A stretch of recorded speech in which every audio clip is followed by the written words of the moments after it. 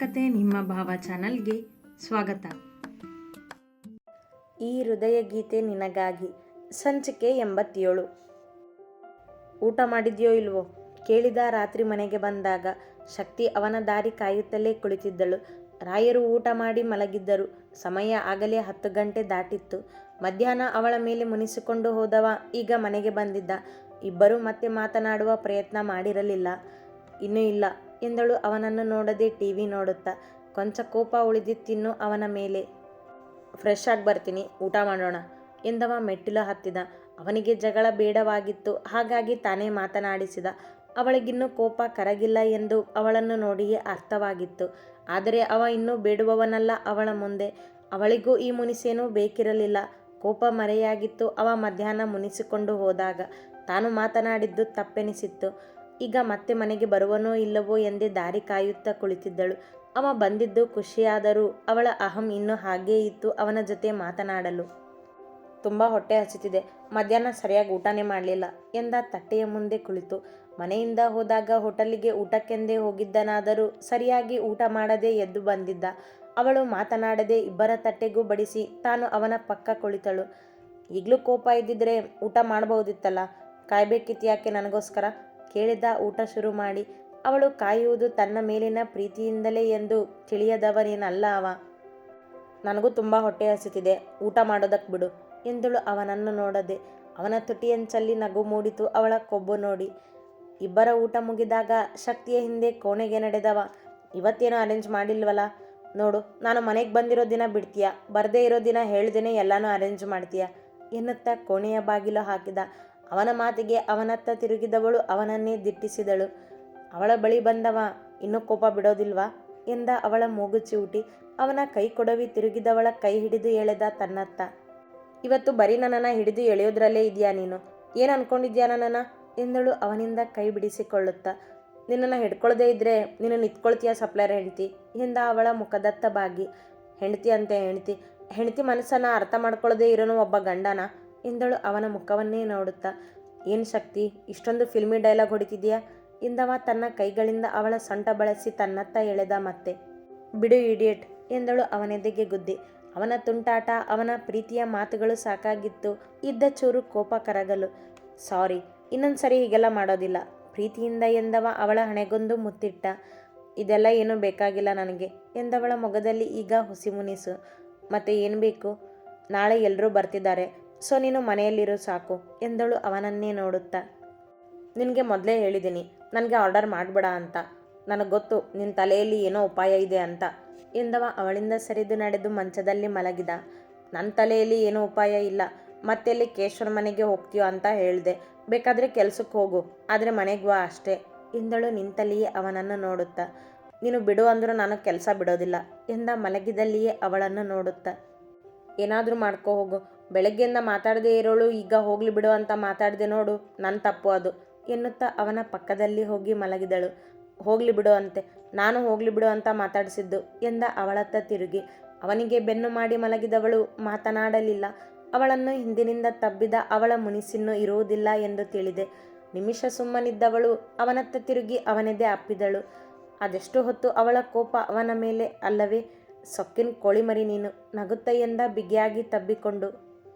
ಹೌದು, ಎಷ್ಟು ಬೇಜಾರಾಗಿತ್ತು ಗೊತ್ತಾ ನನಗೆ ನಿನ್ನೆ.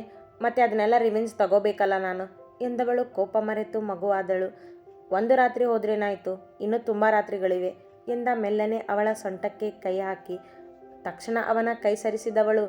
ನೋ, ನನ್ನ ಆಸೆ ಹಾಳಾಗಿದೆ ಅಂದಮೇಲೆ ಅಷ್ಟು ಬೇಗ ಸೋಲೋಪೋದಿಲ್ಲ ನಾನು. ನೀನು ಹೇಳ್ದಾಗೆಲ್ಲ ಆಗೋದಿಲ್ಲ, ಮಲಗು ಸುಮ್ಮನೆ ಎಂದವಳು ಅವನೆದೆಯಲ್ಲಿ ಹುದುಗಿ ಕಣ್ಮುಚ್ಚಿದಳು. ಶಕ್ತಿನೇ ಎಂದವ ಅವಳ ನೆತ್ತಿಗೆ ಚುಂಬಿಸಿ ಮಲಗಿದ. ಆಫೀಸ್ಗೆ ಹೋಗೋದಿಲ್ವ ನೀನು? ಇಷ್ಟೊತ್ತಾದರೂ ತಯಾರಾಗಿಲ್ಲ ಇನ್ನು?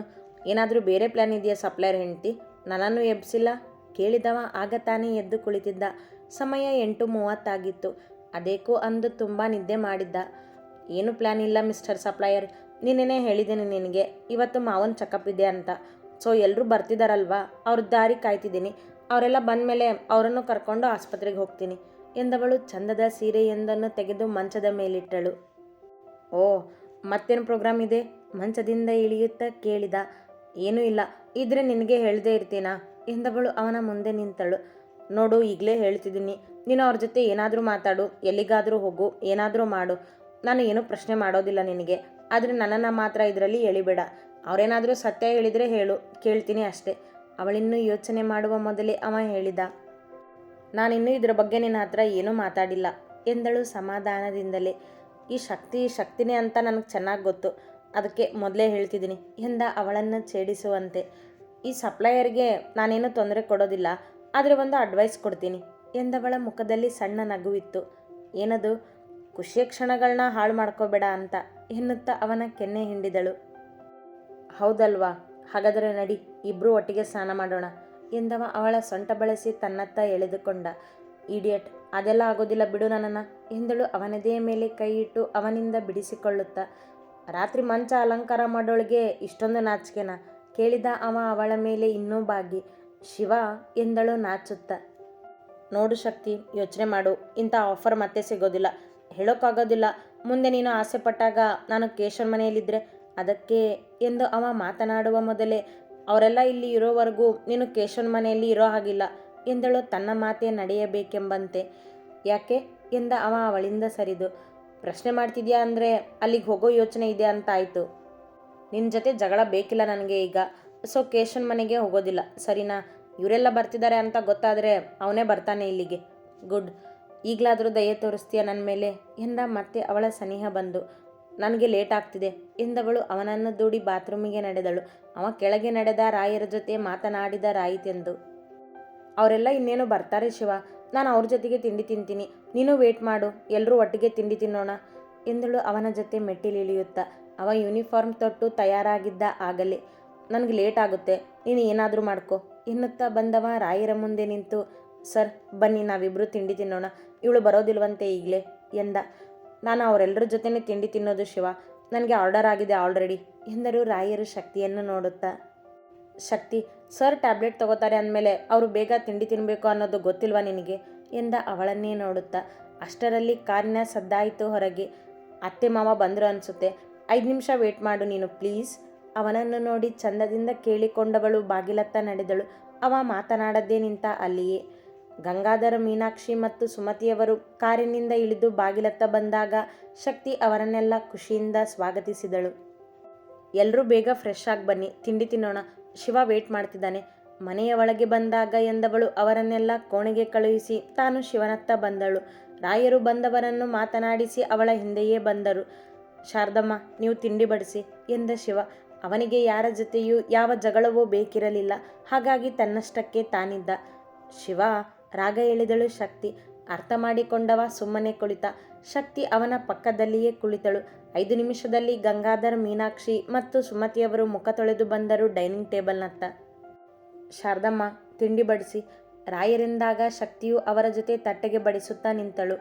ಹೇಗಿದೆಯಾ ಶಿವ ಕೇಳಿದರು ಮೀನಾಕ್ಷಿ. ಅವ ಅವರತ್ತ ನೋಡದೆ ಉತ್ತರಿಸದೆ ಕುಳಿತ. ಶಿವ, ನಿನಗೆ ಕೇಳಿದ್ದು ಎಂದರು ಸುಮತಿ. ಗಂಗಾಧರ ಮಾತನಾಡುವವರೇ ಅಲ್ಲ ಅವನ ಮುಂದೆ. ನೋಡ್ತಿದೆಯಲ್ಲ ಅತ್ತೆ, ಮತ್ತೇನು, ಚೆನ್ನಾಗೇ ಇದ್ದೀನಿ ಎಂದವ ತಿಂಡಿ ತಿನ್ನಲು ಶುರು ಮಾಡಿದ. ಎಲ್ಲರೂ ಖುಷಿಯಿಂದ ಮಾತನಾಡುತ್ತಾ ತಿಂಡಿ ತಿನ್ನುತ್ತಿದ್ದರೆ ಅವ ಮೌನಿಯೇ ಅವರೆಲ್ಲರ ನಡುವೆ. ನಾನು ಹೋಗ್ಬರ್ತೀನಿ ಶಕ್ತಿ ಎನ್ನುತ್ತಾ ಮೇಲೆದ್ದ ಎಲ್ಲರಿಗಿಂತ ಮೊದಲೇ ಕೈ ತೊಳೆದು. ಸರಿ ಎಂದು ಶಕ್ತಿ ಎಂದರೆ, ನಮ್ಮ ಜೊತೆ ಆಸ್ಪತ್ರೆಗೆ ಬರೋದಿಲ್ವಾ ಶಿವ ನೀನು ಕೇಳಿದರು ಮೀನಾಕ್ಷಿ. ಅವ ಶಕ್ತಿಯ ಮುಖ ನೋಡಿದ. ಅವನಿಗೆ ತುಂಬ ಕೆಲಸಗಳಿವೆ ಬಿಡಿ ಅತ್ತೆ, ನಾನು ಬರ್ತೀನಲ್ಲ, ನಾನೇ ಎಲ್ಲ ನೋಡ್ಕೋತೀನಿ ಅವಳೆಂದಾಗ ಶಿವ ಹೊರ ನಡೆದ. ಅವ ಮೊದಲೇ ಹೇಳಿದ್ದನಲ್ಲ ಅವಳ ಮುಂದೆ ಯಾವುದಕ್ಕೂ ಕರೆಯಬೇಡ ಎಂದು. ತುಂಬ ಖುಷಿಯಾಗಿರೋ ಹಾಗಿದೆ, ಯಾಕೆ, ಯಾವುದಾದ್ರೂ ಹುಡುಗಿ ಸಿಕ್ಕಿದ್ಲಾ ಛೇಡಿಸಿ ಕೇಳಿದ ಶಿವ ಪಕ್ಕದಲ್ಲಿ ನಿಂತಿದ್ದ ಕೇಶವನನ್ನು. ಖುಷಿ ಇದ್ರೂ ಅನುಭವಿಸೋಕ್ಕೆ ಆಗದಿರೋ ಹಣೆ ಬರಹ ನಂದು ಎಂದ ಕೇಶವನ ಮುಖದಲ್ಲಿ ಬದಲಾವಣೆ ಇಲ್ಲ. ಇಬ್ಬರ ಮನದಲ್ಲೂ ಇರುವ ಗುಟ್ಟು ಒಂದೇ. ಇಬ್ಬರು ಊಟದ ಹೊತ್ತಿಗೆ ಭೇಟಿಯಾಗಿದ್ದರು. ಇನ್ನೇನು ಹೋಟೆಲಿನ ಒಳಗೆ ಹೋಗಬೇಕೆನ್ನುವಷ್ಟರಲ್ಲಿ ಶಕ್ತಿ ಕರೆ ಮಾಡಿದಳು ಶಿವನಿಗೆ. ಹೇಳು ಶಕ್ತಿ ಎಂದ ಕಿವಿಗಿಟ್ಟು. ಊಟ ಆಯ್ತಾ? ಇನ್ನೂ ಇಲ್ಲ, ಊಟ ಮಾಡೋಕ್ಕೆ ಅಂತಾನೆ ಬಂದಿದ್ದೀವಿ, ನೀನು ಕಾಲ್ ಕಟ್ ಮಾಡಿದರೆ ಒಳಗೆ ಹೋಗ್ತೀವಿ. ಕೇಶವನು ಇದಾನ ಜೊತೆಯಲ್ಲಿ ಗೊತ್ತಿದ್ದದ್ದೇ ಅವಳಿಗೆ. ಹಾಂ, ಇಬ್ಬರು ಅಲ್ಲೇ ಇರಿ, ನಾವು ಬರ್ತೀವಿ ಊಟಕ್ಕೆ, ಎಲ್ಲರೂ ಒಟ್ಟಿಗೆ ಊಟ ಮಾಡೋಣ ಹೊರಗಡೆನೆ ಎಂದವಳು ಅವನನ್ನು ಊಟಕ್ಕೆ ಕರೆಯಲೆಂದೇ ಕರೆ ಮಾಡಿದ್ದಳು.